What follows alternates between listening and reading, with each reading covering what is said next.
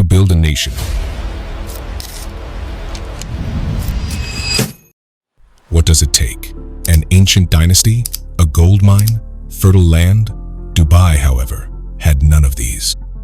Just a gray desert, sand and hot winds, along with some life-changing dreams. Riding on the wings of those dreams, the country has transformed its destiny in just 50 years. It has become one of the wealthiest nations on earth.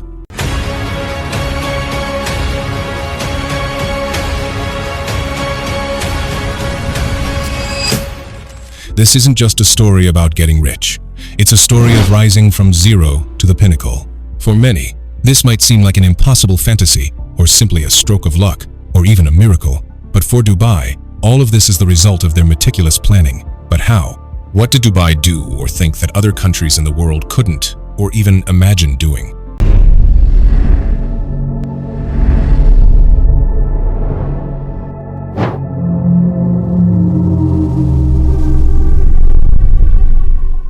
When you think of Dubai, images of towering buildings, luxurious malls, and hotels immediately come to mind. But Dubai wasn't always like this. Once, it was a gray desert.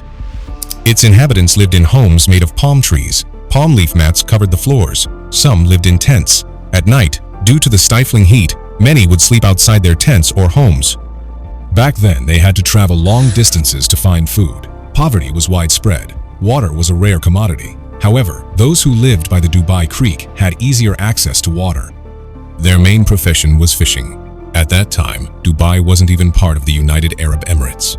From 1770 to 1930, Dubai was part of the Trucial States. It was during this period that the pearl trade began to flourish in Dubai. Divers would plunge into the depths of the ocean without any equipment, bringing up precious pearls. In those days, pearls were highly valued gems in Asia and Europe. This was a significant trade route at the time. The Persian Gulf served as a connecting route for places ranging from India and Persia to Africa. Consequently, European powers soon set their sights on Dubai's port. From the very beginning, the British wanted to bring Dubai's port under their control to safeguard their empire. This would simplify their trade and significantly reduce costs. As a result, in 1892, Dubai, along with the other Trucial states, signed a treaty. This brought Dubai under British protectorate. At that time, the United Arab Emirates didn't exist. There were miles and miles of desolate desert. Various Bedouin tribes thrived within it. Due to a lack of cohesion among themselves, they frequently engaged in warfare. Consequently, they not only had to battle against nature to survive in the harsh environment, but also contend with human conflict. Peace was nowhere to be found. Therefore, the leaders believed that under British protection, they could live better lives and become wealthy and powerful tribes. Thus, entering into an agreement with the British was the most advantageous decision for them. However, what the Sheikhs of Dubai had envisioned didn't materialize. Under British control, the pace of Dubai's economic development remained sluggish. The British seemed to have no interest in developing this port. As a result, no advanced infrastructure for commerce or roads were built. Perhaps many advanced goods arrived at the port, but none of them lasted.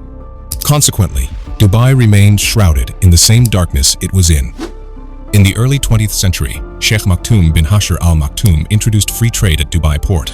This led to an increase in the number of people gathering at Dubai's port. They brought with them their own languages, cultures, and values. As a result, Dubai became known as a welcoming port to everyone. People were charmed by their hospitality. Dubai's economy continued to advance. In 1902, Arabs settled in Dubai, and there was a significant influx of Iranian merchants, which steadily boosted Dubai's trade. However, Dubai couldn't escape the devastating effects of the world wars. During the Great Depression, the demand for pearls gradually decreased. Around the same time, in the 1930s, the Chinese managed to produce artificial pearls. This effectively shattered Dubai's primary economic structure. The divers who once risked their lives to extract pearls, who weren't afraid of the ocean's depths to feed themselves, now struggled to make ends meet. Poverty spread everywhere.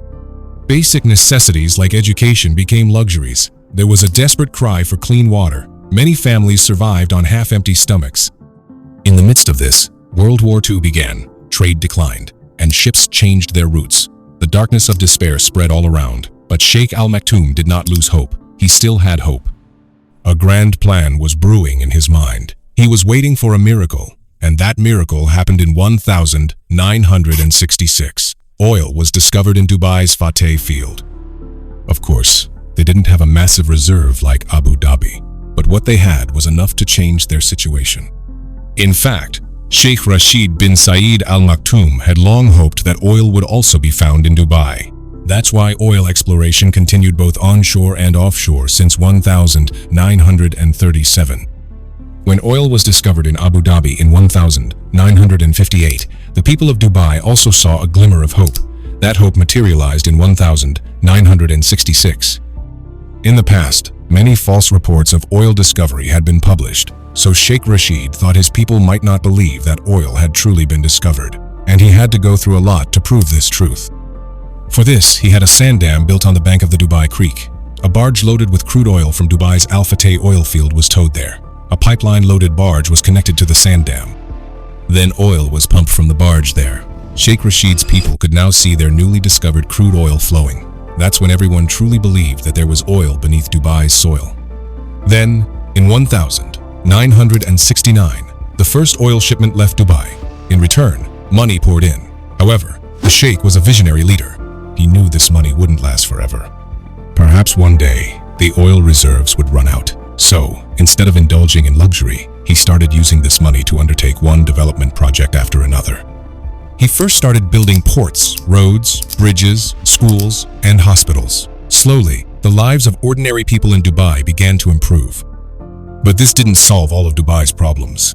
Around 1968, the United Kingdom, or the British, announced that they could no longer provide security to these states. As I mentioned earlier, the British presence created a loose connection between these states and Qatar and Bahrain. The problem for these 9 states was that if Britain left, they wouldn't be able to protect themselves alone because it would be difficult for them to live together. Forgetting the violent hostilities they had in the past, Sheikh Zayed had a plan in mind. He wanted to unite the 7 states to form a stable country. This would protect them from hostile neighbors and allow them to share their oil resources among themselves. However, it took some time to convince other leaders. Finally, on December 2, 1971, the British Protectorate ended, and its subordinate states became the United Arab Emirates. Initially, it had 6 members: Sharjah, Fujairah, Ajman, Al Quwain, Dubai, and Abu Dhabi. Ras Al Khaimah joined the following year. After that, the country never looked back. Thanks to capable leadership and far-sighted planning, the country has reached the pinnacle of progress today. According to 2019 statistics, the United Arab Emirates has become one of the top 5 competitive economies among 63 countries. Currently, Dubai is one of the most powerful financial centers in the world. But how did Dubai reach such a position in such a short time? In the 1980s and 90s, Dubai began investing in aviation, finance, real estate, and tourism. When Dubai was a port city, they were known and admired for their hospitality. Foreigners were charmed by their hospitality and simple lifestyle. So, the Sheikh decided to capitalize on this. He planned to transform Dubai into a top-notch city for tourists. He was even willing to take out loans if necessary. As a result, structures like Palm Jumeirah, Burj Khalifa, and Burj Al Arab now stand proudly in Dubai. Consequently, countless tourists visit Dubai every year. They are mesmerized by its architecture and luxurious city. Tourism accounts for 10% of the United Arab Emirates' total GDP. According to 2023 figures, Dubai earned approximately $175 billion from the tourism sector that year. Honestly, today, only 5% of Dubai's economy comes from oil. Instead, the lion's share comes from business, because Dubai has now become a global business hub. In 1985, a port called Jebel Ali was built. At that time, it would offer such facilities. Such facilities are not only available in Jebel Ali, Dubai has created such free economic zones throughout Dubai. In these places, some custom duty benefits are also available. In other countries, foreigners have to go establish companies. It becomes a very time-consuming affair.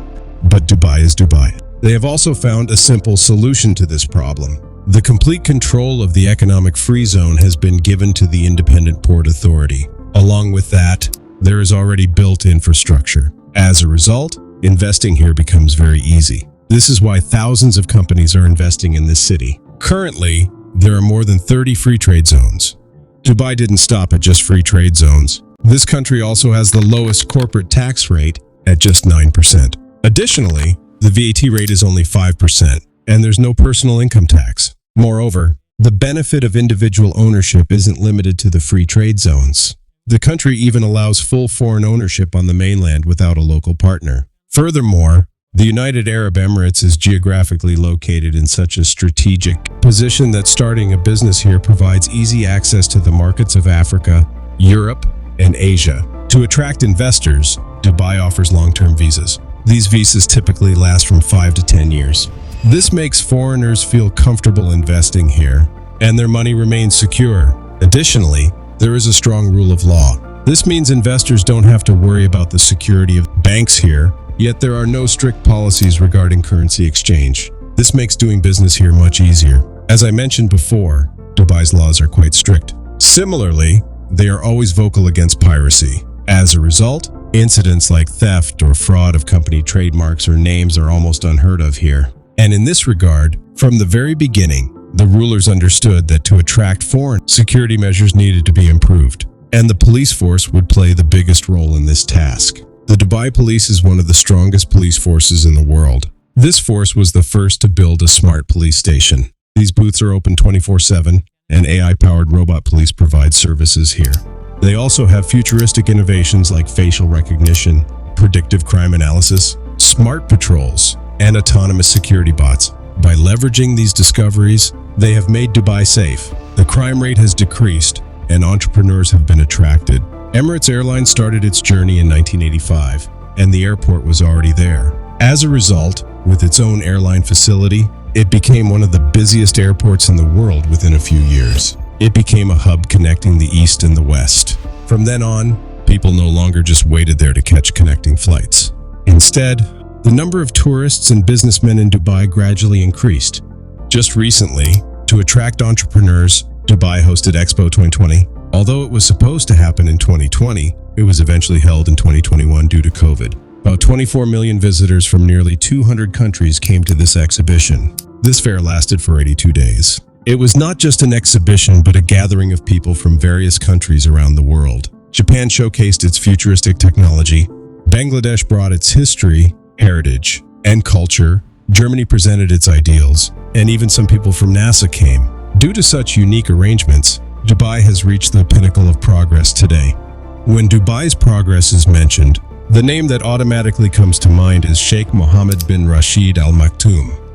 Because of his vision, from the Dubai Marina to the Dubai Internet City came into existence. Because of him, Dubai is a smart city today. Currently, Dubai has, of course, embarked on the path of technological development. They are working on the Dubai blockchain strategy, AI courts, and virtual assets regulation. In short, Dubai now wants to be part of the future. The country has shown from the very beginning how to adapt to changing circumstances, how to adjust, and that's why hundreds of adversities couldn't shake them. Yes, Dubai has no end to its notoriety. Workers don't get fair wages. They have to work inhumanly, and there is no safety. But despite all that, Dubai is one of the richest cities in the world today. Every corner of it bears the mark of luxury and ambition. The Sheikhs of Dubai, however, are not ready to stop here.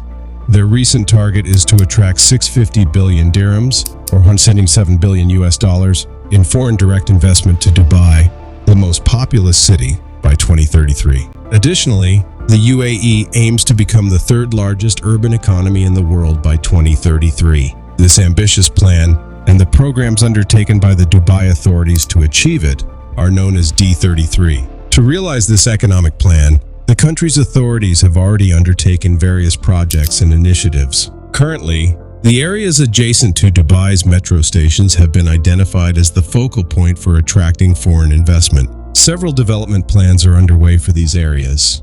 So friends, what do you think? Will Dubai actually be able to reach its goals? And what is the real secret behind their success? Let us know your valuable opinions in the comment section of our video.